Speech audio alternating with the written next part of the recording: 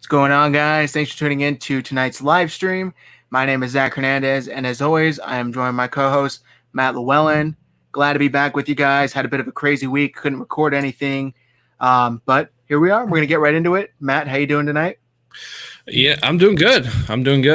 Just hanging out on a Sunday. Going over some crazy stuff from yesterday, but I was super fired up last night, and I was going to come out here guns blazing. I think we'll take it a little bit easy at first. We might get into it in a little bit, but we were looking at some crazy stuff going on, so we'll get to that when we get to it. Yeah, I mean, obviously, Matt's talking about the whole Matt Stafford trade. Wasn't a 49er. Deal wasn't done. And now the Niners are kind of left in some sort of weird in-between state. So we'll get right into it. But real quick, while you guys are here, like this video, subscribe to the channel, share, do everything you can to support us, help us. We really do appreciate it. And comment in the comments below. What do you guys think of the Matt Stafford trade? Did the Rams get fleeced? Is it a good trade for them? Who won? Can't wait to hear your guys' thoughts. Matt, why don't you go ahead and take it away? What do you think of the whole trade? Is it a good trade for the Rams? Or the 49ers now, sitting in a pretty bad position in the NFC West? I think the 49ers can sit here and I can confidently say that they have the worst quarterback situation in the NFC West. I think that's pretty apparent. As far as a good trade, it's a good short-term trade. That's for sure. The Rams are going to eat a lot of that Jared Goff money. And that's going to hurt them short-term. But, in terms of signing free agents, stuff like that. But they seem to be in a place. They made the playoffs this year. They went to the divisional round. They weren't terrible. I think that quarterback play really held them back. So if you look at it from a short-term value, sure. The problem is they don't have a first-round pick until 2024 now. And I just don't think that, personally, and I could be wrong, but I just don't think that this is the way that you team build long-term. For me, this is an issue where, you get to the point where you're looking at, okay, sure, you have Jalen Ramsey, you have Aaron Donald, you have Matt Stafford now, you have all these other pieces. But even if you think first-round draft picks are overrated, maybe one or two, but when you get into the 4-5 straight years of not really having – because Goff was their 2017 first-round pick. He's gone. So essentially 2017, 2018, whatever, 2019 – now you're looking at 2021, 2022, 2023, 2024 is their first one. That's a lot to give up for a couple of players. Ramsey, totally worth it. Stafford, 33. We were sitting here talking about, would you give up 12? And a lot of us were waffling on it. I don't think if the 49ers gave up 2 first-round picks, even if they were futures, with a third-round pick and a player, I don't think that anybody would be sitting here saying, oh, that's a great trade for the 49ers. So good trade maybe for the Rams. For the 49ers, I'm okay not pulling the trigger. Yeah, same here. And a lot of people, I don't know, I saw, when the Rams were kind of rumored to be interested in Matt Stafford, a lot of people were saying it's a smokescreen. They're not interested in the slightest. Why would the Rams be interested?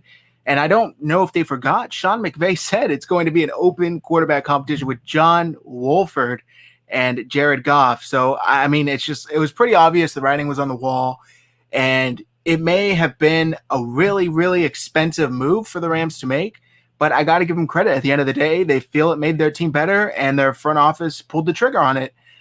They are definitely way more aggressive when it comes to trades and free agents than the Niners are, specifically trades. Go ahead. I don't necessarily agree with that. For quarterback, yes. I think the 49ers are very conservative when it comes to picking a quarterback. And I think that's because the regime is a little bit tentative to put all of their weight behind one guy. But as we saw with Emmanuel Sanders, they had no problem paying that price and just letting him walk. It looks like it might happen again with Trent Williams. Quarterback, they're definitely conservative. In other areas, if they think they can improve the team, they will trade. They've been shown to trade back up into the first round multiple times. So to me, that doesn't speak that they're tentative or indecisive in terms of trading. I think that when it comes to the quarterback position specifically, that's where you get a little bit of conservativeness on the part of the regime. And I think that's because everybody knows when you hit your wagon to a guy, you don't really get a second chance, So, yeah. But at the same token, if they're going to be this conservative, they might be running out of time to kind of pick that guy, So yeah, we'll get there. Yeah, no, that's a good point.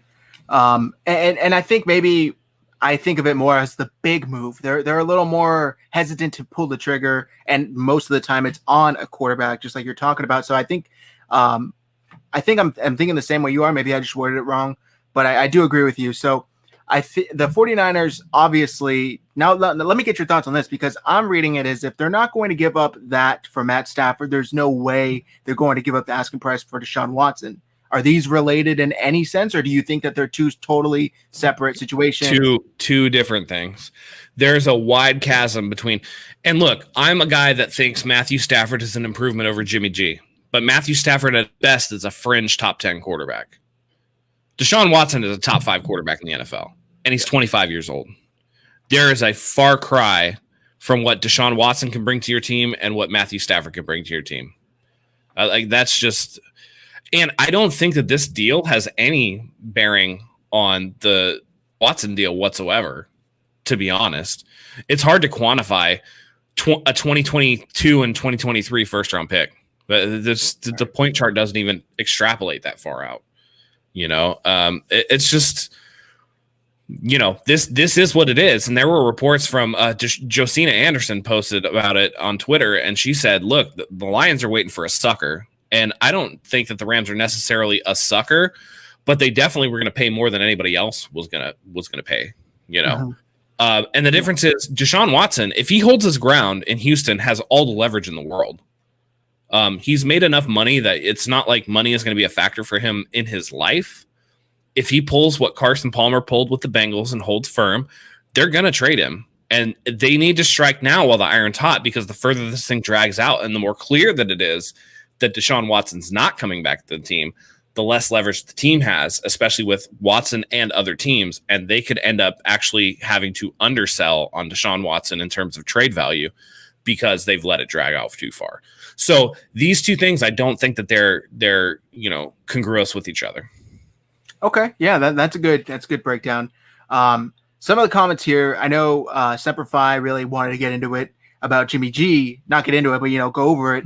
Let me get your thoughts on this. Jimmy G wins when he's healthy, took them to a Super Bowl. What has Stafford done with the Lions in 10 years? 0. Picked up a first-round pick to back Jimmy up, who obviously has potential. Yeah. Listen, their quarterback wins is like a really weird stat. I don't necessarily like it. I don't necessarily dislike it. I think that single factor analysis in any form is really bad. I think that you need to look further into it. The Detroit Lions are an all-time trash franchise. They have squandered talent of many Hall of Famers. It's not just Matthew Stafford. It's Calvin Johnson. It's Barry Sanders. It's Herman Moore. It's people like that they've over and over and over again. They just can't get out of their own way as a franchise to put something tangible on the field. Fact of the matter is, the 1 year Stafford had help on offense with a 1,000-yard rusher, they went 11-5 and they made the playoffs. He can win. He has talent. On the other hand, I hear the likes of Colin Cowherd saying, we're far too enamored with talent and sometimes results do matter. And I do agree with that too. My thing is, for the 49ers, if you got Stafford in here, who, again, in my opinion, is better than Jimmy G, would that have helped the team? I think so. I think that would have pushed them above and beyond. Because even with the injury history that Stafford has, the fact of the matter is he stays on the field. He's injured, but he doesn't miss games. So my biggest issue with Jimmy Garoppolo has always been he's injured and he doesn't play. So the best stability is availability. We've all said this to death. It's cliche, but it's true. Jimmy G has played 1 full year out of being a starter 3 years for this team. And that's not good enough.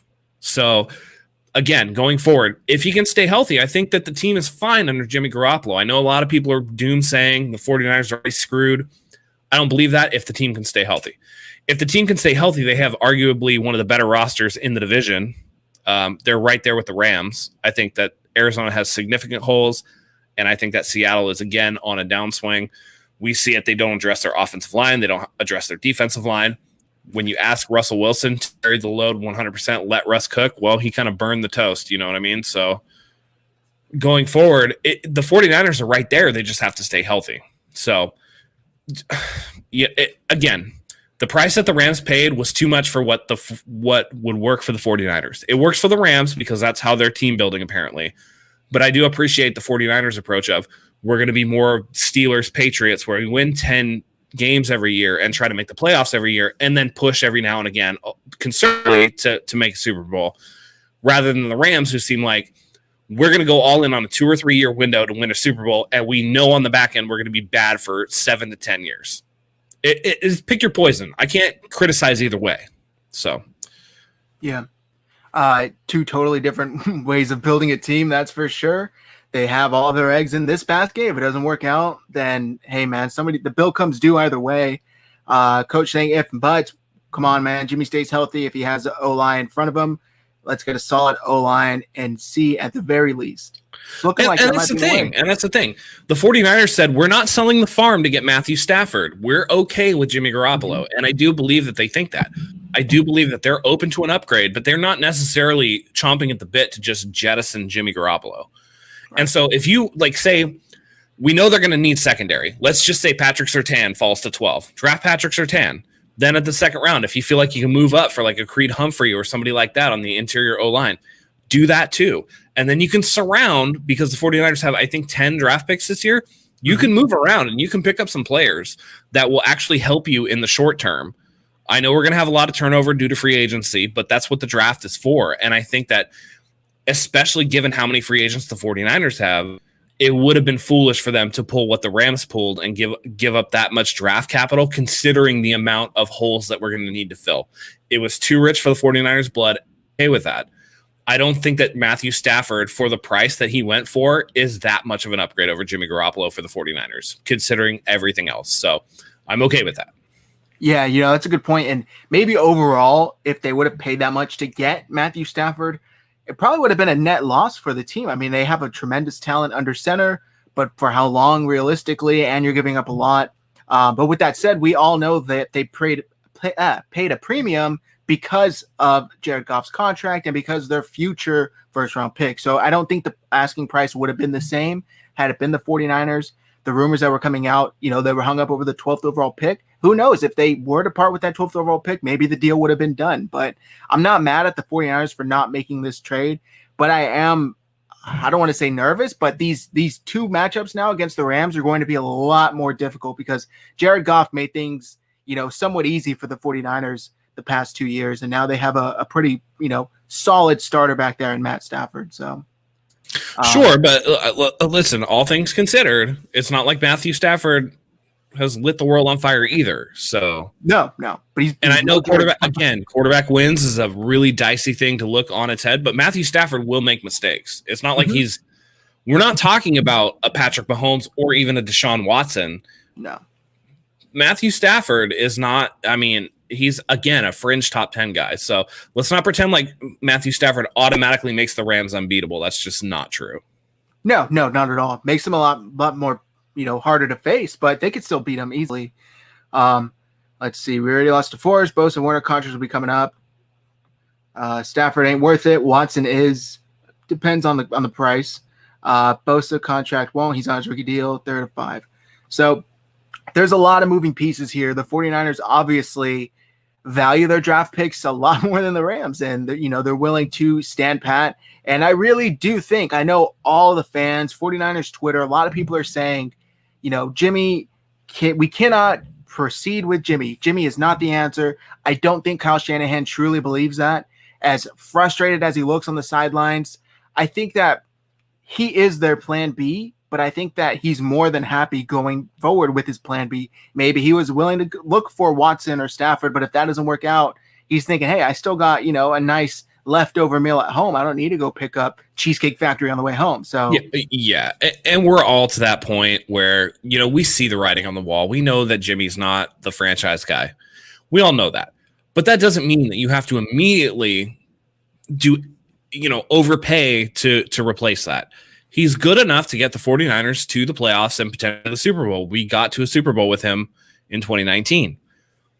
You look at it and it's hard because the final 4 teams this year all have, elite level quarterbacks: Josh Allen, Patrick Mahomes, Tom Brady, Aaron Rodgers. Those are all elite level guys. it's hard to see that. And it's hard to see in the division where you look at Russell Wilson and you look at Kyler Murray, and now you're going to have to look at Matthew Stafford twice a year.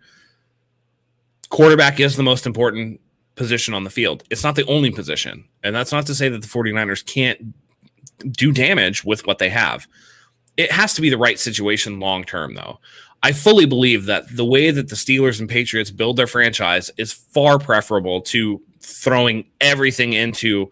We've seen the super teams before with the Philadelphia Eagles. Remember when they signed Nnamdi Asomugha, and it was like, this is a super team, and they were trash. They were 7-9. They didn't make the playoffs. It was garbage.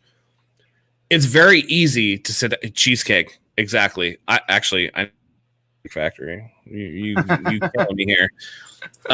It's very easy to sit there and criticize and say the 49ers didn't do enough. They got to get rid of G, but not at the expense of the rest of the team. And that's what we're talking about here. When you pay a price that the Rams paid for Matthew Stafford, you're sacrificing the future of the team. Plain and simple. That's just how it is. Mm-hmm. That's true. Yeah. So they're comfortable as they are. Good or bad, I feel that we are built in the image of the Ravens defensive teams. I mean, the 49ers have a fantastic defense, but it's a matter of who's coming back, who they're willing to bring back, and who they're going to draft moving forward. This team's going to look different. Matt and I have done videos on this. There's 40 total free agents, restricted and unrestricted. So a lot of decisions are going to be made. Some of them are going to be tough. You think Richburg gets cut? I hope he does. It's going to be one of two things, and I think this actually comes into play with D Ford too. If they're injured beyond April 1st, you can actually start proceedings for an injury settlement for their contract, which would actually give the 49ers cap relief. It's just going to depend on how they go. Richburg, I think, is definitely a contender for that because what his injury, I mean, it kept him out a long time. I mean, he sustained that injury, I think, week 15 last year, and it kept him out the whole year. D Ford with the back injury. So you're looking at two guys that you can move with an injury settlement that would give you some cap relief. It sucks that those guys aren't going to be there and you're going to have to replace them, but it is what it is. And it's better to get them out now than down the road. It's true. Coaches, you're right on there, Matt. It's a new way of business now in the NFL. Tough to keep players and stay pat. You got to be creative more to win consistently. Yep. We don't know who's coming back, so who knows what the D is going to look like. And, no Robert Saleh, too. D'Amico Ryans is now defensive coordinator. D Ford, yep. So there's a comment in here, Ollie. Are you comfortable with Rosen as our backup if he returns? Sure. Listen, ideally, the backup's not going to play. Right. If the backup plays, you're in trouble anyway. And, a lot of people who are down on Kyle Shanahan's record who are just like, oh, well, why does McVay have a winning record and Shanahan has a losing record? Listen, as much as people don't Jared Goff, he's at least a competent starter in the NFL. He's going to at least get you, at least not hurt you, at least not prevent you from winning in the regular season. Playoffs, that's different because, the competition shortens up. You get the best teams. That's where it's going to make the big difference. But against the Jacksonville Jaguars, yeah, Jared Goff can go out there and win you a game. He's going to throw for 275 yards and 2 touchdowns because Cooper Kupp is really good and he has good weapons and the defense is good. Again, ideally, you don't want your backup to play. When you're starting C.J. Beathard and Nick Mullins for the majority of your games, you're going to lose a lot of games because those guys suck. Let's just be real. They're not good. And I know that everybody, again, and I called this, and I'm going to say I told you so. Nick Mullins sucks. And everybody was like, Nick Mullins better than Jimmy G. No, that's a lie. That's a lie. Rosen, I'm fine with. If he's going to be the backup, that's fine. Even if you want to groom him for a potential shot at being a star, he's gotten the short end of the stick in the NFL. We don't know what he's capable of. That's fine. Ideally, your backup doesn't play, though. Yeah. And I forget who said it. One of the Colts' old front office guys, maybe Bill Polian, I don't remember who, saying, if your backup's playing longer than, 1 to 2 games, you got a big problem. And that's true. So, and I think Shanahan said it this year too, if you're back up, a lot of people find out quick that backups are backups for a reason. They're not, if they were good enough, they'd be starting somewhere else. I guarantee you the NFL is constantly looking for guys to start. So also, I apologize. I keep fiddling with my lights. I got a new lighting setup. I'm trying to figure this thing out. So someone in here asked earlier, Tyrod Taylor, I'm okay. No Tyrod Taylor for me. He's solid, sure, but it's the same patchwork type. Right. And what point? Yeah. if you bring in Tyrod Taylor, you have a specific thing in mind. Like the Chargers brought him in because they knew they were going to draft a guy in Justin Herbert, and they had no idea how ready he would be early. And I mean, thank goodness that Tyrod's lung got punctured because we found out that Justin Herbert's really good. Medical malpractice, anyone? As a healthcare professional, I'm embarrassed by that, but it happens sometimes. It's again, what's the point? If you're bringing in Tyrod Taylor because he has this, and this, then really what you're saying is, let's bring in Tyrod Taylor because I want to see him play. And is Tyrod Taylor better than Jimmy G? I don't think so. No, I don't think so either. It's a matter, again, it just comes down to, can you stay on the field? So far, he hasn't been able to. Maybe the tide turns and he'll be able to this year. He's able to look everybody and say, you were wrong. But, I mean, it hasn't been seen yet. So we'll have to wait and see. I'm okay being wrong. And by the way, we're going to get into that. We're going to get into people being wrong. Don't worry. We'll get there. Stay tuned for that. We'll get there. I got some shit to say on that. Than Jimmy G. Gonna have to have a healthy year this season. And listen, I know that Semper Fi. I know you didn't say that. There was a lot of that on Twitter, though, and let's not pretend like there wasn't. There were a lot of people that were like, Nick Mullins season, fuck Jimmy G, especially whatever. After the Giants game. Exactly, especially after the Giants game. And the first game they went back to was the Raiders game because that's the only game those people watched. They didn't watch the rest of the season where he was garbage. Yep. They think that Raiders, it's like, we beat the Raiders in the last battle of the Bay. Nick Mullins, he's so good. You know, everybody's like, Nick Mullins improved his arm strength in the offseason. I saw him throw one pass. I was like, nope, that ain't it. No.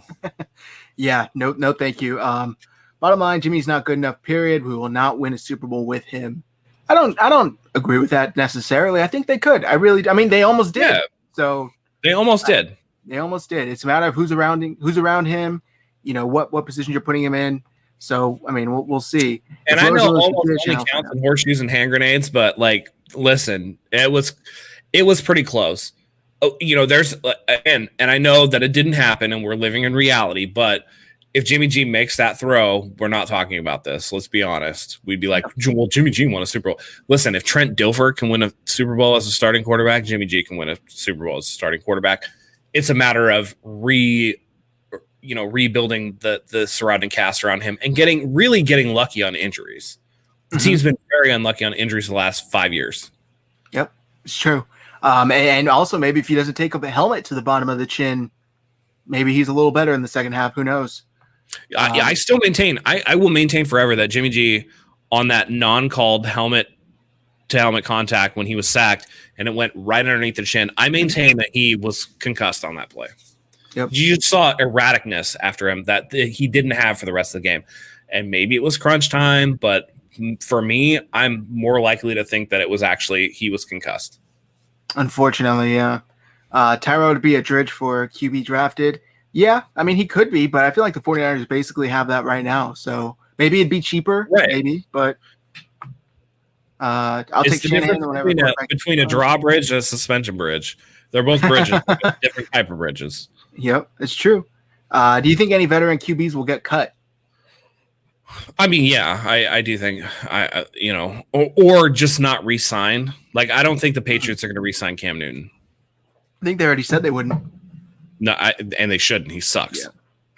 Scott, you hearing this, Scott? Scott, listen, even Scott was like, this wasn't his peak year. And from Scott, that's an admission. He sucks. Yeah. That's the UK way to say it. Right. I don't think, I mean, it's possible, but I don't think Ryan Fitzpatrick is back in Miami. You know, there's going to be teams that move on from their quarterbacks. The one to watch out for is Las Vegas with Derek Carr, because I don't think that they're entirely happy with him.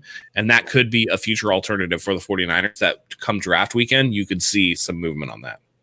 Do you know if Jameis signed for 2 years last year? Is he still under contract in New Orleans? I don't know. Okay.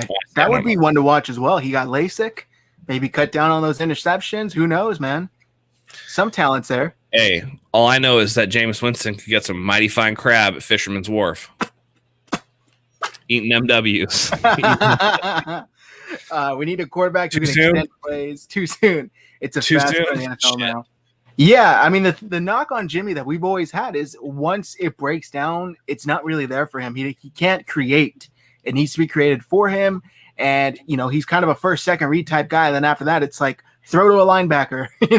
There's no spark there from him that we need to see. Yeah. Why are the Niners not going to take a season bet? From Jenna E.R. Nurse.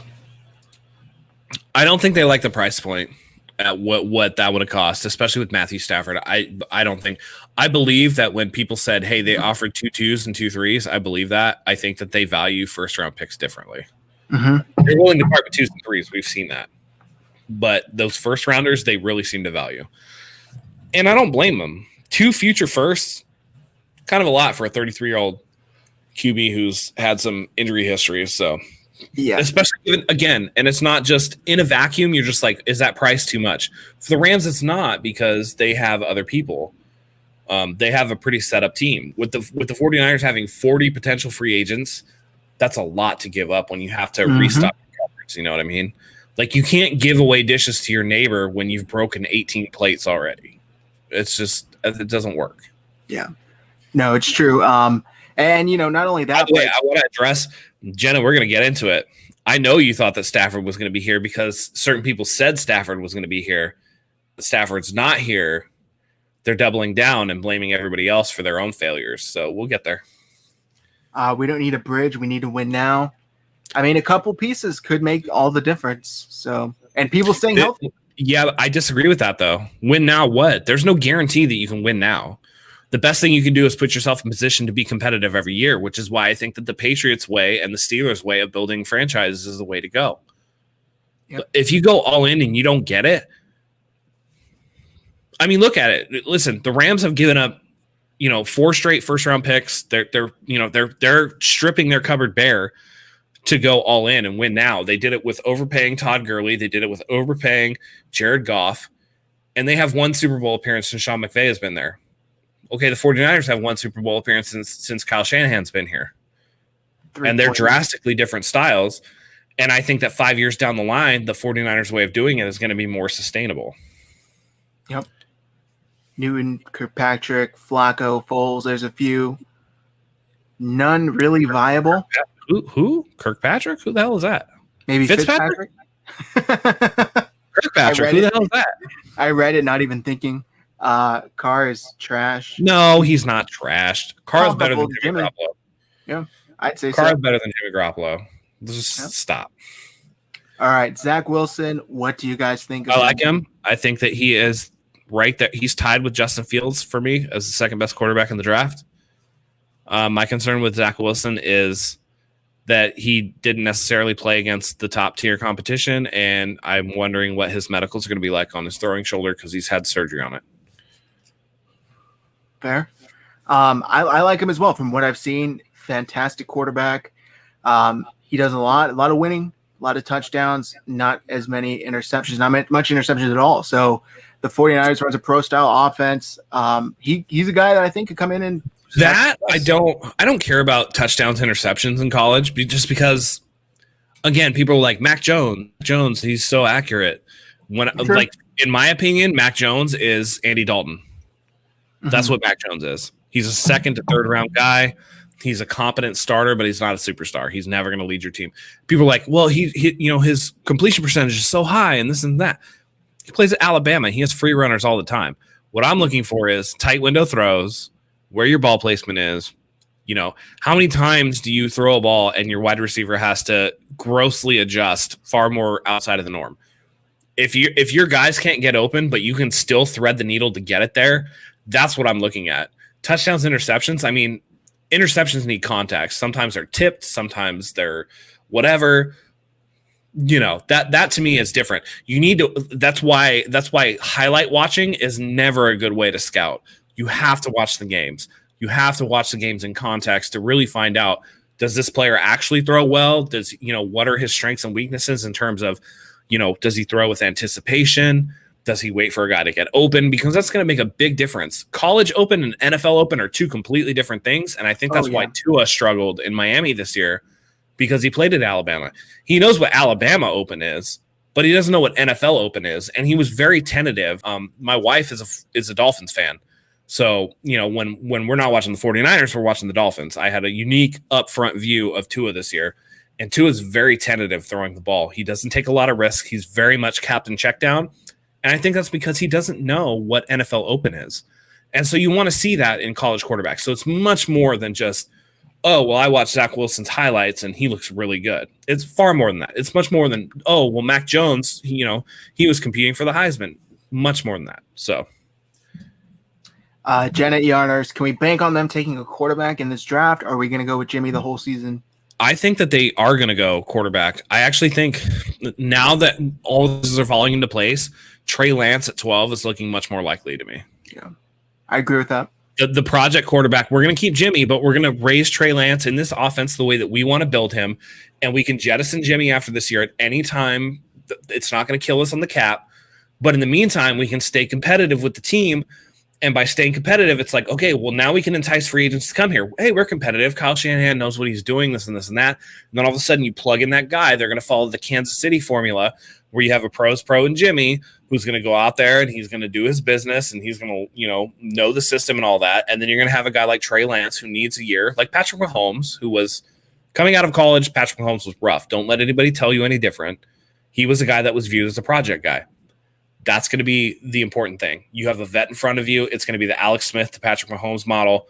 That's really what I think is going to happen. Because I actually think that Zach Wilson is going number 2 to the Jets. Wow. All right. Somebody else asked in here if he's there at 12. So no way he's going to last till 12. Even if the Jets don't take him, no way he gets top 5. Yeah. He'll be, top 3. Can't wait for Matt going off. It's coming. It's coming.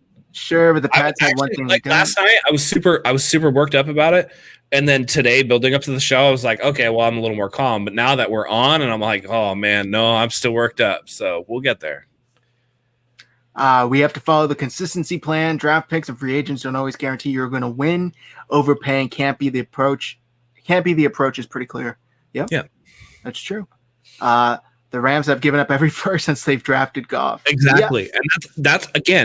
And that's why I think that, yes, they can win now. And a lot of people are like, well, if they win the Super Bowl, that's worth it. Yep. Yeah, I mean, it's cool in the short term. It's cool for short-term gratification.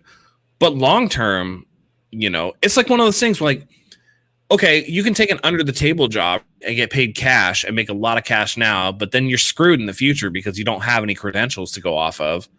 Or you kind of suck it up now. You take lower paying jobs, you get yourself some skills, and then you have a lifelong, you know what I mean? Like it's different in that regard. And I think that the Rams are robbing from the future to pay for the present. And I think that is going to hurt them. And I think that in 4 to 5 years, the Rams are going to be at the bottom of the division for a decade.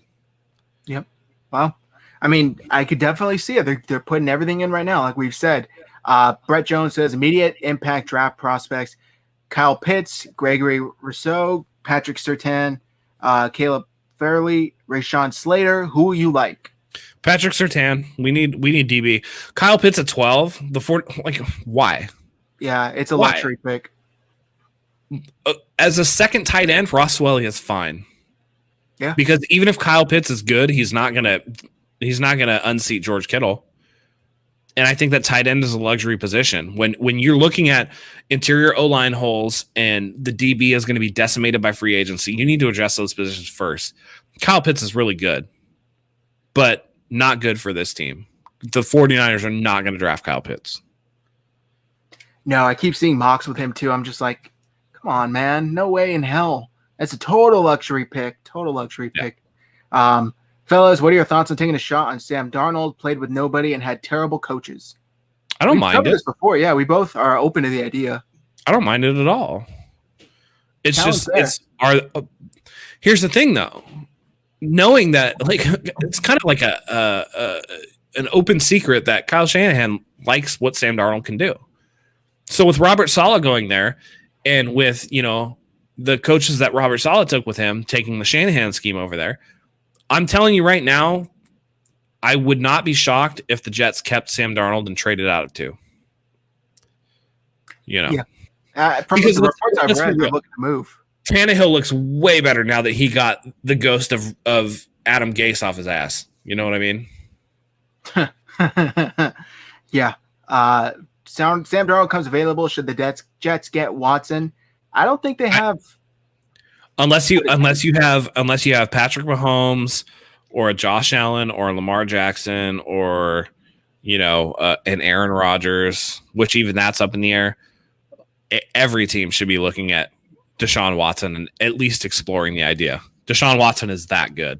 Yep. And the Texans are that poorly run a franchise that Deshaun Watson anywhere else is immediately going to be, a heavy hitter in terms of what's going to happen for those teams. Yep, 100%. I know quarterback is the focus presently, but we have a lot of other holes to fill and injured players coming. Absolutely. Yeah. Which is why I'm not mad about them not giving up that price for Stafford. I know some people are, but that's only because listen, if the Chicago Bears gave up that much for Matt Stafford, or if the Jacksonville Jaguars not Jacksonville, but you know what I'm saying, like another team gave up that, 49er fans would have been like, that's way too much. But because he fell in our division, people are pissed off. That's what it is. He went to the Rams, and now we have to look at the Rams, the Arizona Cardinals, and the Seattle Seahawks as having better quarterbacks than us. And that's a tough pill to swallow. But at the same time, we have too many holes to be giving up that much for Matthew Stafford. Yep, that's true. And not only that, but it's like that's why part of me wouldn't be completely opposed to them addressing those needs with their first round pick. If they feel that comfortable with Jimmy and they think, hey man, this is the year he's going to stay healthy, they take OL or they take a corner with 12th overall, depending on how it falls. I'm not completely opposed to that. I would like to see some changes made under center, but you can only do what you can do. And if the pieces aren't there, I'd rather them go with what's, BPA than trying to force a quarterback or reach for a quarterback at 12. Or need. Yes, exactly. Or need. So, Patrick Surtain's a dude. If the 49ers got Patrick Surtain at 12, I'd be happy. Yeah, 100%. Yeah. It would help out the defense tremendously, pass rush, because the coverage is better, coverage. It helps each other. They're totally, correlate 100%. Ellinger was good too. Or Ellinger was too. He looked good in the Senior Bowl. Lance would be an interesting prospect for sure. He could sit and learn, but CJ and Mullins both have to go. I would rather keep Rosen than those two. Me too. Yeah. I'm not 100% convinced that CJ won't be back on the vet minimum just because Shanahan likes him a lot. Mullins is gone, though. Mullins had the elbow surgery. They're not going to bring it back. No. Thank you for your service. Taking those beatings, man. Jimmy needs to take a pay cut. What? Oh, Mullins. Yeah, Mullins. I thought we were recognizing a military person here. I was like, what's up, Battle? I always love my military dudes. I'm an ex-military dude, so if Fields is at 12, hell yeah, you take him. Yeah. Oh, yeah. If he's at 10. I'll run the pickup. Run the pickup. Rams are not going to win a Super Bowl with Stafford. Their team is not good enough. Defense is inconsistent, doesn't shut teams down. That's not a championship team. You know what? I said this. I said they have an inconsistent defense, and they don't have a running game, and they have like one really solid wide receiver. What's the difference between the Rams and Detroit? They'll make the playoffs, that's for sure. Like Matthew Stafford will sniff the playoffs for the second time in his career. But do we really think that they're going to be the best of the NFC? Do we really think that they're better than the Packers? Do we really think that they're better? Again, provided the 49ers don't lose everybody in free agency and the 49ers, I think the 49ers have the best roster in the division. If they can re-sign a couple guys, they're still going to have the best roster in the division. So, cool. That's funny to me. It's just, hey, all I'll say to that though is they did, win a playoff game with a mix of Wolford and Goff, but it was a divisional game. Take that for what it's worth. That was a weird thing. I thought that it was the narrative in the divisional round when Wolford went out and Goff came in was like, whoa, look at how tough Goff is. He just had surgery. But apparently it was like, no, that surgery wasn't that bad and Goff could have played. And it was just like, he sucks. Yep. So. That's what I was saying, when McVay said it's an open competition between this guy we just found off the street and the guy we're paying, $50 million, however much Goff was making, some ridiculous amount. Yeah. That should have let enough people know what McVay thought of Jared Goff. Did you see the statement he put out? Like, Jared, I'm just glad to be with a team that appreciates me and that wants me. I'm like, ooh. Talk about damage. Jared Goff said that? Yeah. Dude, I think that Goff was a little bit railroaded for sure. I think that they had a disagreement and a falling out. I don't think Goff is as bad as everybody thinks that he is. I don't think he's great, obviously, but I don't think that McVay. I think McVay is really overrated as a coach. I said it. I don't think he's that good. So, I don't know. Why would the Texans give up Watson without having a starting QB there to replace him? Why would the Texans trade DeAndre Hopkins for a broken down old running back?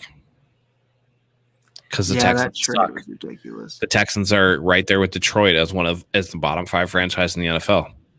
Why would the Texans pay a firm millions of dollars to do a search for a head coach and a GM, or I think it was just head coach, and then take their report and their suggestions, crumple it up, throw that shit in the trash, and hire whoever the hell they were going to hire anyway? It's just a complete joke of a franchise. Listen, Semper Fi, Bill O'Brien is gone, but Cal McNair is still there, and Cal McNair is a good old boy. No, I don't usually wear glasses. Sometimes I do. My contacts are bugging me. Listen, Cal McNair is a good old boy, and like Zach said, he took that firm's money, $100,000. He just threw it into that firm, took their suggestion, crumpled that shit up, lit it on fire, threw it in the trash, and was like, nope, you know what? Nick Caserio from New England. Yep. I don't even care. By the way, this is after the DeAndre Hopkins trade that, Deshaun Watson came and they had an agreement that, hey, we're going to consult you on stuff. And then they didn't just consult Deshaun Watson. Yeah. And then they wonder, why is my quarterback mad? Why does he want to leave? Yep. I don't know. Maybe it's because you told him something and then went back on that again. To that point, too, a lot of people were saying it's unrealistic of a quarterback to think he will really have a say-so in the search. They told him he was going to have a say-so. Don't go to your star player and tell them you're going to be involved in this process and then say, oh, come on, be realistic. You thought you were going to be involved in this process? It's like, yeah, no shit. You told me that, like, what am I supposed to think here? So right. When is the hashtag Matt rant starting? Oh, boy. That's funny. Hashtag Matt rant. Cam Akers is pretty damn good. Don't worry. It's coming. Yep. Still fiddling with my lights at the moment. Lions will win 3 Super Bowls. Jared Goff is better than Stafford, clearly. Dude. That's a crazy thing to say, but I would laugh so hard. Could you imagine? I would laugh so hard. Yeah. That would be sweet justice. I wouldn't even be upset about that. I tweeted out last night after the trade, 2021 NFC Championship game, Rams versus Niners, Stafford versus Rosen, just like we all pictured. It's like something completely ridiculous is probably going to end up happening.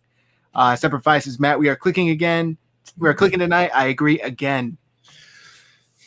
Well, you've come around. I appreciate it. Pass defense ranked 4th with lack of a pass rush. Barrett, Kwan, Mosley will fix our cornerback position. Tart and Sherm, who missed 12 games, are expendable. Our quarterbacks are underrated. We don't need a first-round corner, says Brett Jones. Tart's good, man.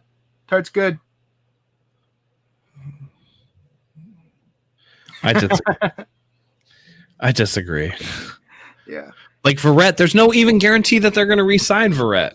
Yeah, same with K1. Verrett could be gone too, and if they're gonna have to overpay for Verrett, then see you later, dude. Like I don't want you either. Yep, it's true. If Patrick Surtain is at 12, everybody else is there. Take Patrick Surtain; he's good. Yeah, what cracks me up is a lot of these fans are more than okay with addressing the defensive line for like my entire life. Oh my god! Don't even get me started on that shit. The moment you talk about taking a corner, not I'm saying you, Brett Jones, but I've seen people on Twitter. They're just like, "Oh, come on, we have so and so, and we have Emmanuel Mosley," and it's just like, that's not even worth addressing. Separate Fry, that was Bill O'Brien. Matt, he's gone. McNair is still there. Yeah, but the organization has sucked far before Bill O'Brien got there and far after. They're not good. Jacksonville hired Trent Baalke. Yeah. Good luck. Good luck. Yeah. Good luck to that. Good luck. By the way, this Watt don't even want to be there. They're going to trade JJ Watt too. Yeah, that's crazy, man. I that's like a face of the franchise. Imagine squandering that dude's career. Yeah. I know. Yeah, that's a good point too. I know he was He was injured a lot, but still, he was one of the greatest. Well, I mean, he was injured a lot for like a period of 4 years, but before that, he was 3-time Defensive Player of the Year. That's true. Yeah, that's true. Talk about like a Hall of Famer. JJ Watt's a Hall of Famer, bar none. Like, it's not even close. Get that man a ring. Yeah. I think Watson is frustrated. They are dealing all the stars on that team, and he's trying to win a championship. Nobody there but Watt now. That's exactly what it is. He came out and said, he was very unhappy. They traded DeAndre Hopkins, and I think they were trying to move Will Fuller this year too. It's like he needs someone, man. You're expecting him to light it up, which, by the way, he still did with almost nobody. So it's unrealistic. It puts a lot of strain on one person, and I just don't think that the environment there is good at all. From the reports coming out of Houston. Yeah. I think Goff will beat the Rams every time the Lions play them. LOL, no Super Bowls, though. Yeah, let's keep going. Okay. Yes, we do. Cornerback should be the 12th pick. Yep. If the other people aren't there. Appreciate it. What would I be willing to give up for Watson? A lot.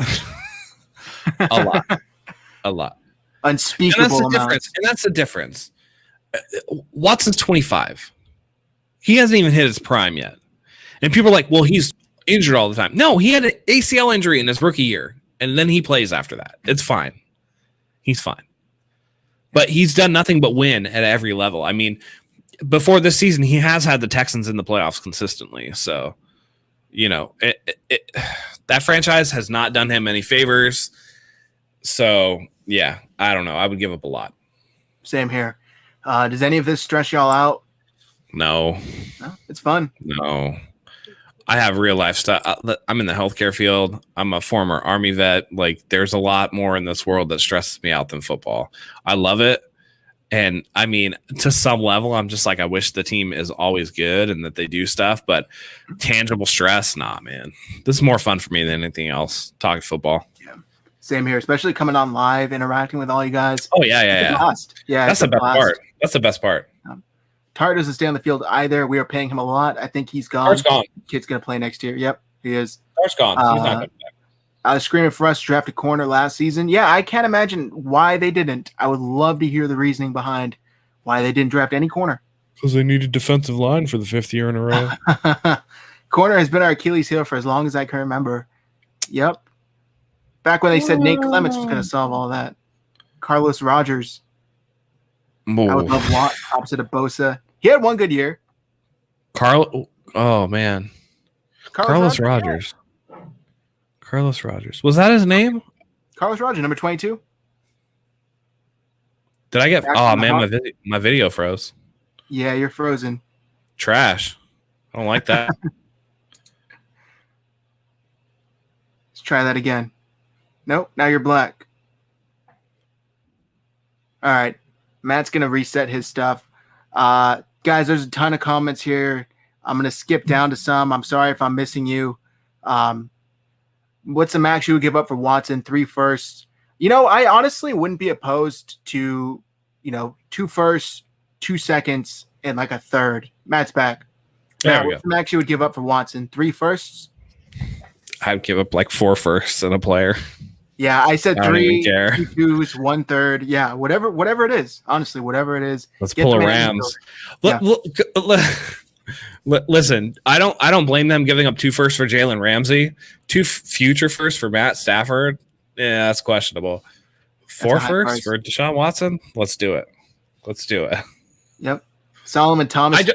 To be fair, I am very much a person who I love Deshaun Watson. I think he's fantastic. Like, he was my draft crush that year. I thought they should have drafted him to begin with. So much more than baby hand Solomon Thomas, which, by the way, this pick does hurt. Yeah, it does, because now they're in this position. If they would have just done the right thing originally. And Matt, I know you guys probably haven't seen it. Matt's explained the reasoning behind it, at least that he thinks, is that, they didn't hire Shanahan till after the Super Bowl. There wasn't much time for him to get a lot of scouting done on these players. Maybe he felt, hey, this is a safe pick. We'll address the quarterback in the future. I still think, with all that said, they could have easily have taken Deshaun Watson and made the reasoning that was a safe bet. They knew they needed a quarterback. Brian Hoyer definitely wasn't it. So it is what it is. Now they're in this position, left with Jimmy Garoppolo and all these trade rumors every time somebody gets floated. Any player but Bosa, Kittle, Debo, Ayuk, Warner, Mostert for Watson. All right, I got to address this real quick.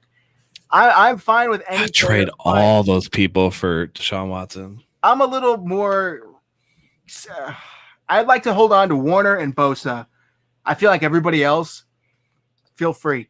But when you're thinking of getting a blue chip player and a team wants one in return, a lot of fans are like, sure. Yeah, how about Jeff Wilson? You like Jeff Wilson? We'll give you Jeff Wilson. It's like, no, we're giving you Deshaun Watson. We need something equivalent back. They play the Madden game. That's what they do. They play Madden GM. How can I fleece the computer? Yeah. Not you, Rolling Chrome, but a lot of people out there are really hesitant to give up anybody of value, and that's unfortunately not going to get it done. Who's gone next season? I just missed it. A bunch of people. Possibly. Jaquaski Tart's gone. That's who we were talking about. Jaquaski Tart's gone. He's not coming back. You think Juice comes back? Actually, I just thought about this, right? I think that they should franchise Juice Check. Because without his contract in the mix, the top 5 other fullbacks in the league, it's going to make him cheaper. Could you imagine that? I didn't even think about that. That's true. That's a good franchise him. Who gives a shit? He'll make like $850,000. That's hilarious. No one thought about that. I was just like, wait, why don't they franchise this guy? They could save money by franchising him. He just came off a season where he made like $8 million. Yeah. We're going to make that this next year. Yeah, they definitely should. Why not? It's been freezing. Oh, sorry to hear that. Periscope always gives me issues. Dude, my girl Jenna just called me Kyle. Where is it? Kyle, I think Kyle. You do a draft special in April. Dang. I meant Matt. I tried to Jenna, you're one of our like best followers. I tried to follow you on socials. I don't even know where you're at. I don't even know. I tried. I was like, well, we can get the 40 because we try to follow everybody who follows us, but I couldn't find you. No, we are going to do a draft special. We did that last year. We did a live show. It was like for the first round. It was like 5 hours long. It was fantastic. It was super fun. We're going to do it again for sure. For sure. Yep. I think that was one of our first shows. Might have been our first show ever for you. Yeah, that's when we were first getting the YouTube channel like launched. Yep. We did a live show, and that was like one of our first ones for sure. And but we're definitely going to do it, especially this year because there's so many things like, you know, with the 49ers picking 12th and with us getting an extra 3rd round pick for Robert Saleh leaving. There's so many things that are up in the air with all our free agents. It's definitely going to be something that we're going to do, and we're going to have a ton of fun doing it. I'm probably going to get smashed, but no, but it's going to be super fun, and we hope everybody comes out and hangs out with us for that. So definitely, obviously, as we get closer, we'll give out more details, but that's for sure going to happen. Yep. Also, we gave away a jersey live on that giveaway last year. Maybe we'll do the same this year. So tune in. We just gave away 2 signed autographed jerseys on our Twitter, and the second winner hasn't reached out yet. So I don't know if I should put a time limit on that for him to reach out before it defaults to another person. I don't know. We're gonna have to figure something out there. But I don't know. People on the live video yesterday wanted me to keep it a secret. I'll tell you guys. It was a Frank Gore and a Deebo Samuel autographed jerseys. And bro, what? Hey, before you put that Frank Gore shit up next time, come talk to me. I'll fucking take that shit. Yeah, I'll send you a link. But our man Simon for Hades on Twitter, he paired up with us to give some fantastic artwork away as well. So shout out to Simon over there. Back to these comments. Would you be opposed to bringing back Aldon Smith on the other side of Bosa? I wouldn't be opposed to it. By the way, that was a joke. Congratulations on everybody who won. Yes, to the 2 winners. And go follow us on Twitter if you haven't at 49ers Hive. Goff awful to Detroit. He's kind of be bummed out. He seems like he's actually pretty happy about it. You basically just turned SF into the Texans. Yes, Juice will be back. Anyone but Bosa. Matt, I love your insight. Honestly, a huge fan. Well, thank you. I appreciate that. I just say what's on my mind, and I'm more than willing we got to get into this at some point, but I'm more than willing to admit when I'm wrong. I'm wrong a lot. This is all just opinions for me, but I do appreciate it. I try to know everything that I possibly can before I come on here. I don't want to just talk out of school. So followed. Sorry, by no way would I give up Kittle. I'd rather trade for Cousins if that means keeping him. Look, I love George Kittle, but if that's the requirement to get Deshaun, see ya. It's a matter of the team being successful rather than individual players. Deshaun would help the team a lot more than George Kittle would. If you got 8 numbers in your name, I think you're a bot automatically. No disrespect. Yeah, that's Matt's rule. Where are you at in Russia, comrade? Where are you from? You drink vodka with me, yes? Because this is a bum. No thanks. I'd rather cut Garoppolo and sign Fitzpatrick. I wouldn't be opposed to that. Listen, maybe bring him on as a cheap backup. If you don't like Rosen, Fitzmagic, dude, do it. Fitzmagic, yeah, exactly. At least half of the time, there's something sparking there. Insider trading. I was just kidding. I don't even get our own merch. Like, I don't even get free merch of our own.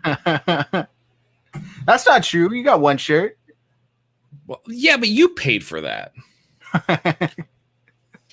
Matt, I worked a 16-hour shift, so I know how that goes. That's tough. I know how that goes. Especially, and you know what? I'll go back to that. I'm going to give you a special shout out, especially, I don't think we've ever said it on the show, but the fact, all my healthcare workers out there, all my fellow people in the medical field, thank you so much for what you do. This is a tough time for everybody. So the fact that you get out there and you're working doubles and stuff, it's a tough racket. But, for me, I personally love it. I can't wait to do more. But yeah, all respect out for that. So I forgive you for calling me Kyle. Hashtag Matt Rant. Let's go. Matt, you never admit when you are wrong. That's not true. Go follow me on Twitter. A guy was like, I actually had an argument with a guy. I was like, all these people, listen, Stafford's not going to get traded. They can't even do trades till March. They're not going to announce terms because that's crazy because people come behind. And they announced terms. And he was like, see, there's the Stafford trade. And I was like, you know what? I stand corrected, man. That was yikes. Look, I missed. They probably won't. Yeah, they probably won't trade Kittle, but I'm just saying, if that's what it would take to get it done, I wouldn't be opposed to it. If it was Watson for Kittle and other stuff, sorry, I'm packing Kittle's bags. Tight end is not the position the quarterback is. No. It's just not. And I love Kittle. Kittle's one of my favorite 49ers. Him and Fred Warner are my two favorite. But, I mean, I even think Kittle would be like, yeah, I should pack my bags. I got to go. Like, coach, you should make this move. Yeah. Yeah. Yeah. But that's nothing personal. We both love George Kittle. Just from a team building perspective, you have to make these tough choices when you're a GM, and that could be one of the toughest there. But it likely won't happen. I don't think they would do it. I don't think it will happen. It won't even come to that. So Fitzpatrick wouldn't be a bad deal. You are right. I watched stream from Mother Russia. Follow back, comrade. There it is. That's funny. Hey guys, I get you code for present. Thank you for following. We appreciate everything you do. Just because I'm a Marine doesn't mean I don't have a sense of humor. Well, I mean, that was funny. It's not all the Marines I know, sir. Army's better. I'm just kidding. I love all my special forces people. I feel like we got to get into it, Matt. Okay. Listen, normally we don't want to throw people under the bus, but Javier Vega, my guy. You're doing all this stuff on Twitter. Listen, you put all this report. You lorded it over everybody for a week. That you had these sources. They were telling you, Stafford, final details being hammered out. Stafford, it's a matter of when. And it didn't happen. And instead of saying, I was wrong, you doubled down. You said, oh, well, I've been doing this for X amount. Oh, well, I was right on this. Oh, well, I was right on that. That's bullshit, dude. That's bullshit. You killed your credibility. It's okay to be wrong. What's not is when you dislocate your shoulder, patting yourself on your back on social media for a week, and then have the audacity to come out and double down on what you said. And people are going to defend you because that's the nature of Twitter. Everybody has the people that they like. But the fact that you can come out here and after being so wrong, try to double down and not take responsibility for what you did. No, That's intellectually dishonest, and it's bullshit, and I don't respect it. I don't come on here saying that I know people. I don't come on here lording my sources over everybody. You know, when you had Joe Staley on your podcast, it was 3 straight days of you being like, well, I can't believe that I got Joe Staley on a podcast. Look how cool I am. You don't do that, dude. Cultivate your sources in a professional way. If you want to grow, then that's what you have to do. And don't come out and say, I'm not a reporter. When you say I have sources telling me something and I'm breaking this news, you're acting as a reporter. Don't sit there and say that you're not. And don't sit there and be mad at people who call you out on that. Okay? You reap what you sow. You fucked up. You own it. Simple as that. Just say, you know what? I was wrong. It happens. And move on. And this shit would have died off. But no, you doubled down. You tripled down. You responded to literally every person who called you out. And said, well, you know, well, what are you talking about, man? Oh, I was right. It was fine. I'm right all the time. Oh, man, I thought my info was good. It wasn't. Sorry, it wasn't. So you can sit here and you can sit on your high horse. And that's really why I had the issue. I don't care that you were wrong. People are wrong all the time. That's fine. We all make mistakes. We all think that even if you thought the info was good and you were talking to people, but you're in there posting stuff like Drew Rosenhaus is talking on his phone. Like, you had information. You didn't. You didn't. You sat there humble bragging for a fucking week on your social media talking about how you knew all this shit and you didn't know a goddamn thing. And you're going to come back and try to get on people who are calling you out for it? Nah, man. You can lose me on that. Yeah, it's been a interesting weekend, however you want to put it. It's just, I agree with you in the sense that, you know, like, if it didn't happen, you don't have to go out there and continuously say, well, I was still right. You know, people are wrong all the time. And sure, it would have been 100% acceptable to just say, either my source was wrong, something happened, whatever it is, it didn't work out. I wouldn't even say that because that's fucked up, right? Like, my source was wrong. That's true. No, you just eat it. Hey, you know what? I thought I had information. It didn't pan out. I was wrong. And that's all you have to say. Just, listen, if he would have just said, you know what? I thought I had the information. I didn't have it. You know, because he was doubling down when Dan Sileo was coming out and saying, hey, the Rams are moving in. And he was like, well, they can't move Goff's contract. Well, apparently they fucking could. You know, just say you were wrong. Listen, we've all been wrong. We know what that feels like. And everybody would have been cool if he would have just said, you know what, my bad. It would have moved on. The fact that pisses me off is that he sat there and lorded over us how he has these sources, how he is connected in the game or whatever, you know, patting himself on the back, you know, filleting himself all over social media, and then nothing, and then doubles down and is blaming other people for calling him out. No, dude, the people that trusted you thought that you had information because you told them you did. And then when it didn't turn out, you didn't own up to that. You blamed everybody but yourself. You can't do that. I don't care if people are wrong. I don't care if people make mistakes. What I care about is when you don't own up to them. That to me is bullshit. You can't do that. And for me, all credibility with him has been killed. And I know that we've had people on this show that are out there defending him. And like, I guess, but you know, a spade is a spade. And I don't care if people are going to be mad at me for it, because I'm going to call it like it is. If I make a mistake, you damn well better believe I'm going to own up to it. That's just how it is. And if you can't do that, you don't belong in a position where people are going to follow what you say. So I think he's down like 200 followers or something like that after this, and served because he didn't take responsibility. It's fine to be wrong. What's not fine is to deflect the blame when you are, especially after bragging about it, bragging about these sources that you have. You can't do that. I'm going to tell you right now, I don't know any players. And if I ever come on here and try to say that I do know players, I hope every single person in here checks me and is like, yo, relax. Because that's not what this is about. It's not who you know, especially if you're going to act like you have information that nobody else does. It could be true that what he was told was true at the time. But then to come out later and be like, well, you know, things change. Oh, that's just how it is. Come on, man. Just be like, you know what? I was wrong. It's really easy. It's not that hard. I was wrong. That's it. Yeah. It's true, man. It is true.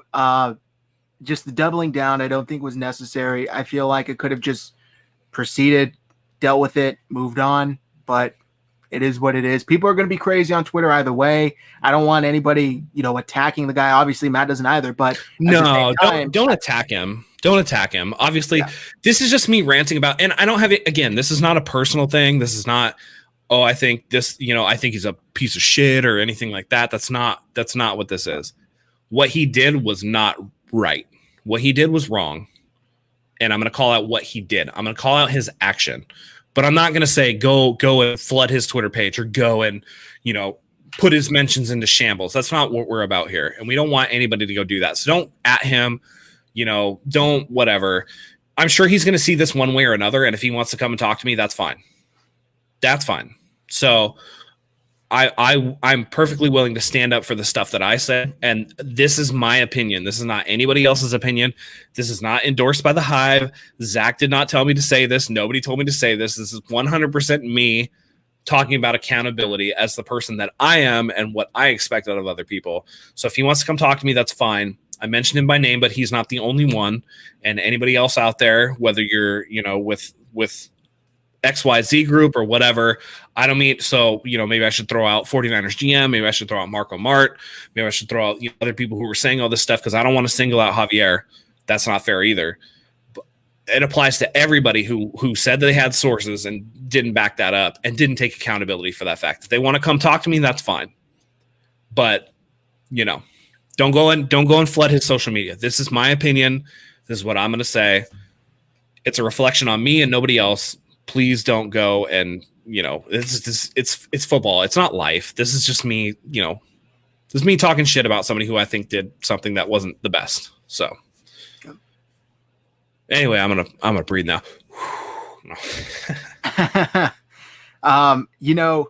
Grant pisses me off too. Don't worry. Grant pisses me off too. In real life, he's a really nice guy, but he says, here's the thing though.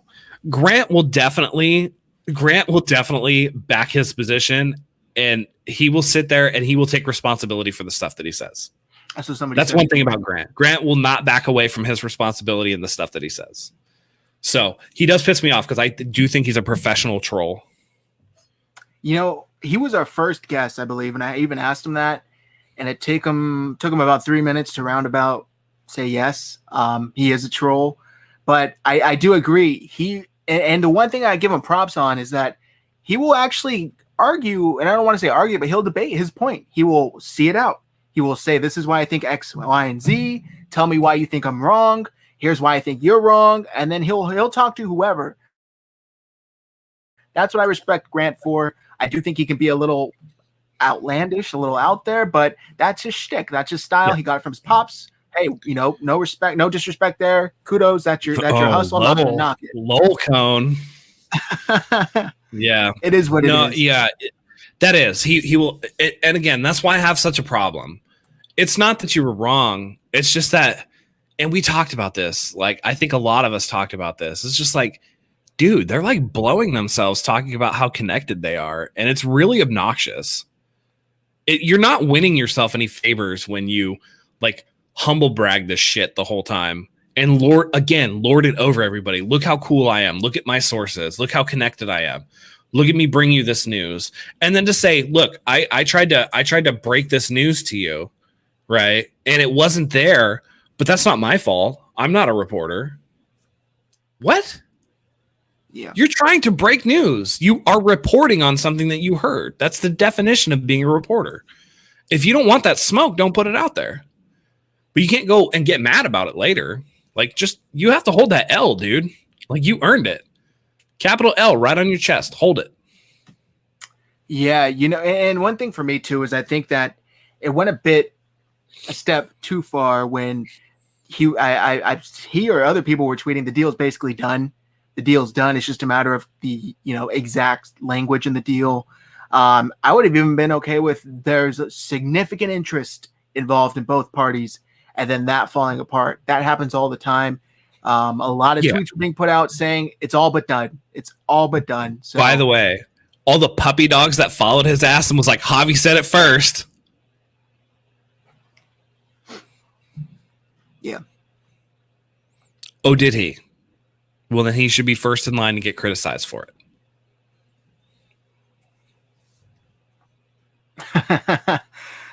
Question here from M Moyer04. Who do we trust? Niners info. I don't trust it if it doesn't come from Mayoko, Barrows. Obviously the heavy hitters like Rappaport, Schefter, Glazer, Jennifer Lee Chan's fantastic. Jennifer Lee Chan. Yep. There are those. So Matt Miller, no. Not since Trent Baalke left, no. No. I know that was Trent Baalke's guy. Grant Cohn, no. A lot of these smaller guys, no. You know, if you're not going to vet your sources, Lombardi maybe, or get multiple. I would have said Lombardi, but he's been such a homer for Jimmy G that it's kind of tainted on him for a little bit. He's such a defender that it's just like he's not really objective on the Jimmy Garoppolo thing, and I think that hurts him in the long run. It's okay to be like, you know, Jimmy Garoppolo's made a bunch of mistakes, but it almost when he tweets that Jimmy Garoppolo might not be the best at something, it feels like it's pulling teeth. It feels like it took him so long to formulate it in a way that is like pillow soft to Jimmy. So I would say Lombardi, but yeah, I don't know. We're going to be wrapping things up here shortly, guys. Do we have to? If you want to record Niners news for the week. I know, right? Wait, Jimmy G has flaws. I know. You think that jawline could get him through anything? Yeah, you would think. Some people would like you to believe that. But all I'm going to say, wrap things up here. We'll take some final questions and stuff, of course. But we're here all about truth. We're all about accountability. We are all about, high standard of reporting, however, commentating, however you want to classify it. And once something falls below that standard, especially in our own community, we feel that we have to call each other, I don't want to say out, but hold each other accountable. Just have to hold each other accountable. It's accountability. Yes, it is. We cannot allow it to continue or to even happen. If we were in another community, I'm sure you would want other people to hold each other accountable as well. Or else it's just going to turn into a giant shit show. So yeah, and it's not even like he said overtly stupid shit. He just reported on something that wasn't true. And it's okay to be like, I thought I had the information. I didn't. It's fine. But he didn't do that. He doubled down on what was bad information. So yeah, we can sign Frank Gore. Vet minimum, play him one more year, retire as a 49er. Yeah, I wouldn't be opposed to it. Yeah. Who plays right guard this year? It's a good question. Hopefully somebody new. Yeah. 49ers forever. That's true. Number 5, really, Lombardi. I don't read him, but I'm a Jimmy guy too. I just use my experience as a QB coach to present it. Not really favoritism, honestly. If Jimmy screws up, I'll be the first. Dude, it's a big topic in our group chat that Lombardi is like riding. He's a ride or die Jimmy Nut Rider for sure. It's pretty bad. He goes above and beyond to defend Jimmy Garoppolo. To the point where, like, in some ways he'll say, oh, well, single stat doesn't mean anything. Single factor analysis isn't the way to do it. But then in the next tweet, he'll be like, well, this one stat says that Jimmy is this. And it's just like, come on, dude. You're trying to have it both ways. Yep. Do you recall a player in Bosa's position / motor come back from an ACL 100%? Yeah. Yeah. I can't, off the top of my head, I can't, there's been a lot of players that have come back from ACL is not what it used to be 10, 20 years ago. It's true. Bosa's going to be fine, especially because it was so early. Okay, so one off the top of my head, Adrian Peterson had a fantastic season after he tore his ACL. Don't mind me. Continue talking. Whoa, where are you going, sir? Look at that old school chair. Can we roast Zach for his chair? That thing's from like the 1920s. This came with that chair older than you? Very much. Is that chair older than you? I don't know. It came with my place. Don't bitch about While in Chrome, Zach's Twitter handle is @Zach Hernandez. You know what's funny is people You can message me whenever you feel like. People actually think that that's my full last name, Hernan. It's Hernandez is my full name. I didn't think to put that as my entire Twitter handle. That would have been long. I feel like. Yeah, I feel like Zach Hernandez short enough. I got up because Mo Akhtar, I apologize if I mispronounced your name, said Bill Walsh, greatest coach that ever lived. And I just wanted to give a shout out to my pops because I have this lovely. Oh, he's got the Bill Walsh. Yeah. Mini That's helmet. True. I needed to get it out and shout out to my pops. Oh, shit. A bunch of Frank Gore. Frank Gore came back from an ACL injury, and now he's like an NFL Iron Man. Yep. Didn't he have 2? Probably. I thought he blew out both in college. Yeah. I could be wrong. Jerry Rice came back from an ACL. Yep. I have a lot of people. Cartoon. I think most is going to be fine, especially it happened week 2. We've already seen him like squatting, so I'm sure he'll be fine. I mean, there were rumors that he might make it back in time for the playoffs if the 49ers made the playoffs. So, yeah. However true you might think that. He'll be okay. Did it twice, right? Matt, Semper Fi saying Peterson did it twice. Julian Peterson? I think he did do it at Oklahoma, and then he did it again in like 2009 with the Vikings. Yeah. It'll be interesting to see if Von Miller can come back from it in Denver. Von Miller got a lot more than an ACL to come back. Yeah, I was going to say, he needs to get back from being canceled. Von Miller has had a problem with women, which is not good. So he's going to be Con Miller. Sorry, I had to. Con Jesus Christ. Oh, my God. Do we ever see the offense Jed and Kyle wanted to see, not depend on defense in the running game? I hope so, man. I really do. It depends on who's back there. Hopefully. Hopefully. It depends. Watson had an ACL injury. Watson had the ACL injury his rookie year. So it's not what it was before. We were talking about ACL in the 1980s and early 1990s. That's like Kijana Carter, he tore his ACL and he never came back. It's not that. Now it's like a 6-month injury and you're like, okay, well, you can get back out there. Yeah. They're so good at doing it. They've done so many that, it's not what it was. Jimmy not playing in week 15 to 16 was a business decision. Tart and Kittle both came back. We said that then. I remember thinking an ankle sprain? Yeah, I thought that at the time, and then I was looking more into it, and it was a different high ankle sprain, and apparently he had some separation of the tibia and the fibula, which really made the ankle unstable. And if he was on the borderline of having surgery for that high ankle sprain, that's really bad. So that was one of those things where because they opened his practice window and he came back to practice, but he didn't play. So they obviously saw something they didn't like.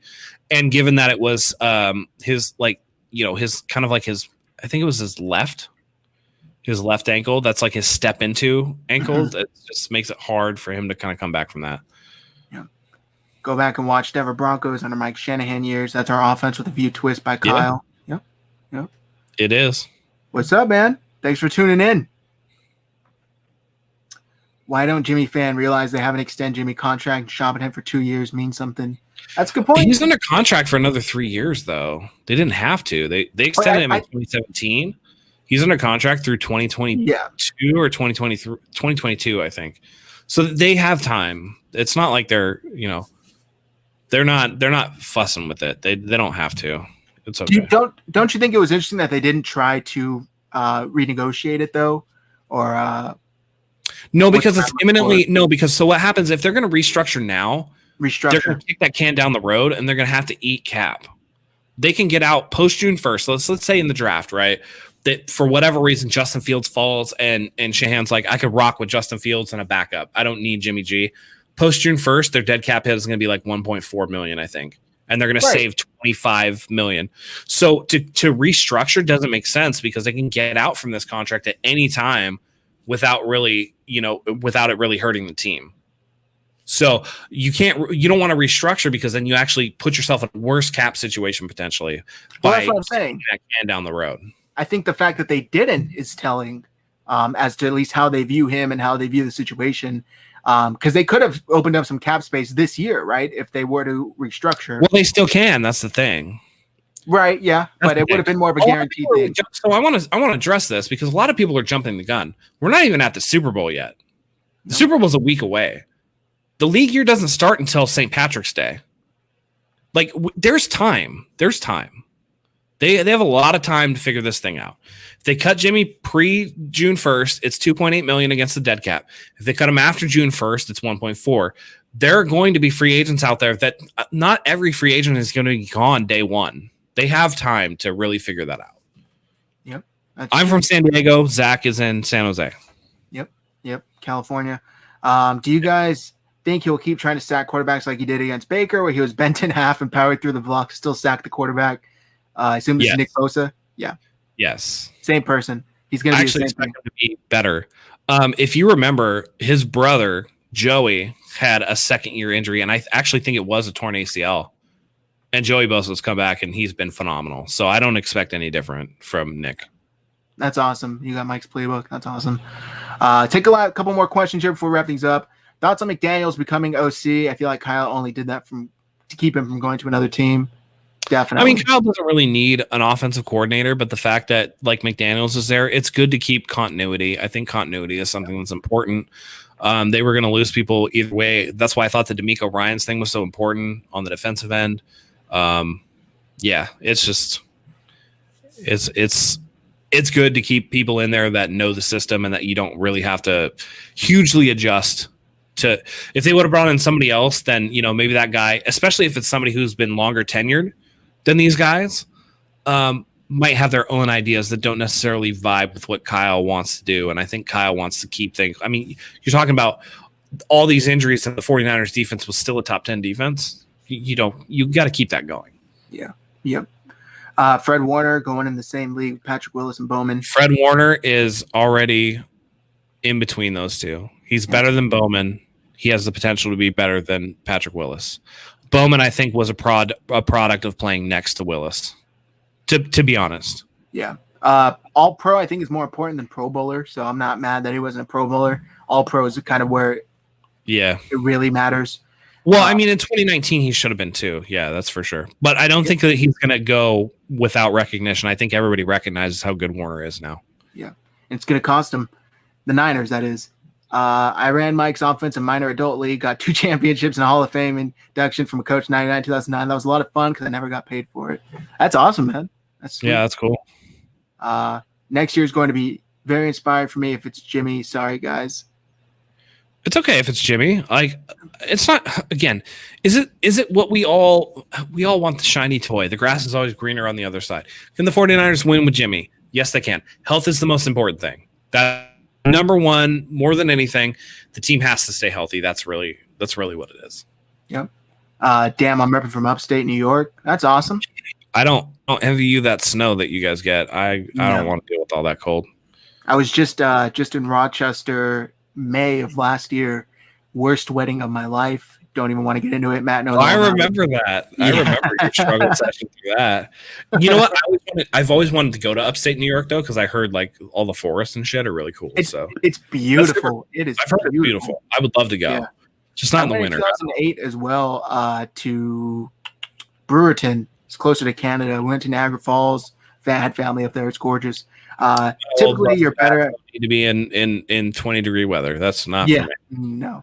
Typically, you're better after ACL because you rehab so hard and are in phenomenal shape. Yeah, I mean, if the surgery goes well, there's no reason why you shouldn't come back in a stronger position than you were. That's for sure. Would you guys want to see Fred Warner re-signed early like Kittle? Yes, sir. Yes. Yes, ma'am. Yes. Get it over and done with. No, last night up to the minute, hysteria. Don't make me nervous. Sign the man. You don't want him going anywhere. Give him whatever he wants and then some. I agree, Matt. Continuity is key. Do you guys think we should try and shop Fred since we do have a good history for finding good linebackers? That's not if you don't. If you can get like Watson, again, it depends. If you can get a quarterback for him, then sure. But aside from that, then there's no reason to. Even if you pay Fred Warner, it's not going to be like you're paying Trent Williams or you're paying a top flight quarterback. It's not going to be that money. So keep him around. He's obviously a leader on the team. He leads by example. He's a fantastic player. Just keep him around. There's no reason to shop him if you don't have to. Yeah. We had scouts at BYU, which is why everyone is so into Zach Wilson. But for myself, I'd love to see Troy Warner join his bro. Do you think he'd be a good fit? If I'm not mistaken, doesn't Troy play safety? Yeah. He could be an interesting. I think he's projected as like a mid-round guy. He could be an interesting pick for sure. Yeah, no, I like that. He's cool. He's really good from what I've seen, at least in that, mid-round selection. I wonder what the hell Jimmy is thinking to himself. Would he even want to play for the 49ers? It's a business. It's weird, dude. It's weird because there are times when you think Jimmy has like a bit of the red ass to him where he's like, you can see that he gets pissed off at stuff. But then other times he's like, seems really aloof. Jimmy is for a starting quarterback, he's super hard to gauge. Like you can tell Aaron Rodgers is kind of a prick. You can tell that Tom Brady is affable and smart. You can tell that Peyton Manning is like a goofy, smart guy, right? Like there are certain quarterbacks where you're like, okay, I kind of can figure out where this guy goes. Russell Wilson is corny as shit. Like we all know, right? But Jimmy Garoppolo, he's a mystery, dude. Like it's just like, what? Stay safe, man. Oh, that snow. I had the worst. I almost thought I died. Quick story time. Me and my fiance driving back from Nevada, went to Reno a few years ago, and we were supposed to leave a day before the storm hit. Of course, it got moved up, hit that day. It's about a 6-hour drive, turned into like a 13-hour drive. All the highways were blocked. We spun out. We definitely thought we were going to die. One of the worst experiences of my life. Wipers stopped working on the car, even though it was brand new. Speedometer didn't work on the whole way back. It was a crazy trip. So thank you. That sounds terrible. Listen, my first year in San Diego, on Christmas Day, I went body surfing because it was 76 degrees. I'm good. Good where I'm at. Had to throw that out there. Good where I'm at, dude. Yes, thank you to all healthcare workers. We really appreciate it right now, especially. It's so tough out there. Waterfalls in Upper New York are one of the best. Home state of New Jersey, but yes, New York got beauty up there. Yep. Is Trent Williams not coming back? It's going to be tough. I think he's going to get priced out, to be honest. I think that especially the Anthony Costanzo retirement in Indianapolis really put a kink in the works because Indianapolis has a lot of cap space and now left tackle is a need for them. So even though quarterback is a need for them too, they really can make it hard for the 49ers to re-sign Trent Williams. So the fact they didn't get it done before the end of the season is worrying because they can't franchise him. And if you're in a bidding war, I don't know that you can bring him back. I want him back because he's fantastic, but I don't know if they can. Yeah. Jimmy's good. He's strong mentally. Remember, Belichick brought him up. We know how good a coach he is. That's true. Yeah, I mean, yeah, that's true. I think Bill Belichick was playing everybody. He wants Jimmy Garoppolo back. That's what I think. Long con. He's like, let me throw the bird out of the nest before it's ready to fly so that by the time it is ready to fly, he's back in my nest. I think that as far as Jimmy, I think he understands it's a business, one, and two, somebody tweeted at me this today, and I thought it was a good point. He's kind of in a win-win situation.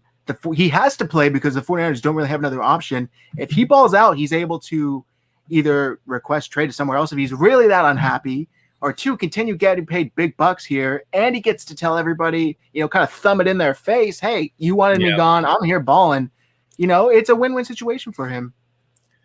It is. It is, and I hope he does play well. Again, my issue with Jimmy is not necessarily his play. It's that he can't stay healthy. It's his lack of play, yeah. I know. I wish I didn't have to say that. It's just we do need the left tackle, and that's going to be an especially tough one to swallow. After 13 years of Joe Staley and a year of Trent Williams, having that flux at left tackle is going to be really hard to deal with. Yep. This is where we find out how much Trent Williams likes Kyle and his offense. That's for sure. Yep. I thought it was a bad sign, though, that Trent was like, well, for the first time in my life, I want to see how much my value is on the free agent market. I'm like, oh, no. Yeah, I know. I'm like, oh, it's going to be a lot, man. I'll tell you that right now. And, somebody pointed this out, and I don't necessarily disagree with it. This is what happens with as clever as Parag can be. This is what happens when you habitually lowball your players, that somebody's going to be like, no, fuck that. I'm not taking that. It's true. If Trent really does decide free agency, should the team go all out for a vet center? All out? I don't know. Left tackle to me is still a more premium position. This is a funny Plus, who's out there for centers? Alex Mack. Lindsley? Isn't he a guard? Oh, I could be wrong. Maybe. I think he's a guard. I defer to Stewart on all offensive line questions. Trent Taylor been gone. I know he's on vacation with Juszczyk in Greece right now, but fuck that guy. He's gone. He was gone this year while he was here. Yeah. They put him back there for like 3 punt returns. That was his whole season. Jimmy G is unpredictable. That's why the porn stars like him. That whole thing looks like such a disaster now that it's in hindsight. Yeah. That Kiara Mia thing or whatever. You know that was all. I didn't know who she was, and when somebody was like, "Oh yeah, she's a porn star," I was like, "Really? Who's watching that shit?" It's pretty nasty. I was like, "Not my speed." Trent Taylor was horrible. Yeah, that's unfortunate. I think that the back injury and then the foot injury again, when you're not that athletic to begin with, and you're dealing with year after year of you know. We can get Screw into that. Cargo plane. Fuck you, Jet. No jet, cargo plane. Dude, to sit there on somebody's Instagram and be like, "Are you coming back?" And he's like, "Fuck no." Like the team did him a disservice. Dude, shut up. Yeah. The team overpaid for you and you didn't do shit. And it's unfortunate you got injured, but at the same time, to act like they didn't give you opportunity, you look like dog shit, dude. That's not their fault. That's your fault. Yeah, it's true. D4 has got to be a disappointment for Jimmy. Yep. And Kansas City warned us. Yeah. Niners paid him. I know their fans were all on top of us, like, enjoy that shit. Thanks for the second under. They really were. I'm like, nah, you guys are just salty. This is gonna be a good trade for us. You'll see. Yeah. Yeah, right. That was sad. It was easy to look at it and be like, D Ford had a great season. They're just mad that he jumped off sides. Yeah. Right. And then it was like, no, it's because he's hurt all the time. Like, oh. That was actually a bad year for free agency. Quan Alexander's gone. D Ford hasn't produced. I think we signed Weston Richburg that season, who's been injured. That was a bad year for free agents, man. Yep. More crying going on in here. Just tears of laughter. Yeah. Where you been, Rolls Royce? Coming in. Over this trade, people. Get over this trade. We're fine. Yeah, we're not even talking about that. I'm not even mad about it. The Rams paid way too much. That's why I haven't been coming late, sir. Coming here on time. Find out what's really going on. Come correct. That's right. I think that's gonna do it, guys. We had a blast. We really do appreciate everybody tuning in Sunday night. If you're here watching, hit that subscribe button. Once we get to 2,000 subscribers, we're giving away another 49ers jersey. Could be you. We really do appreciate you guys tuning in. Hope you all stay safe. Have a great week, whether it's work, school, taking care of kids, whatever you do. I hope you guys stay safe while doing it, and take care. Yeah, click the bell for notifications. We always love having you guys here. Join us on the YouTube channel where we're putting out content. We're going to go over our Niners news coming up for the week. We're going to be back here for a live stream before you know it. Until next time, guys, thanks you for joining us, and go Niners.